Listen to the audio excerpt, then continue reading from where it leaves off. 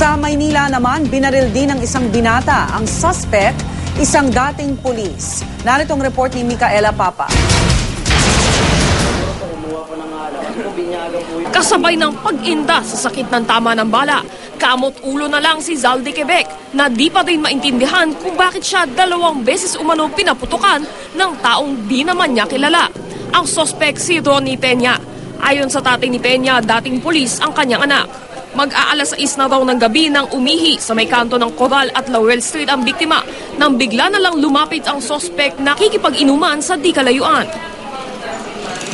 Bigla niya akong sinabihan na bilisan ko daw pong umihi. Kasi hindi ko naman po siya pinansin. Pagkatingin ko sa kanya, tsaka niya po binunutan ng baril. Nailagan ni Zaldi ang unang bala, ngunit ang pangalawa dumaplis sa kanyang hita. Ngunit isang basyo lang mula sa 45 caliber na baril ang nakuha sa crime scene. Depensa ng ama ng suspect, hindi naman sinadya ng kanyang anak na matamaan ang binata. Nagpaputok lang daw ito upang awatin ang isang nanggugulo sa lugar. Pinipigil nga niya. Ay dahil siguro sa lasing na, sumabay siya, yun ang mali. Anong ginawa po niya? Ay nagpaputok, ewan ko, nagpaputok. Posibleng sampahan ng reklamong frustrated murder ang suspect. Ito ang unang balita mula sa lungsod ng Maynila. Micaela Papa reporting.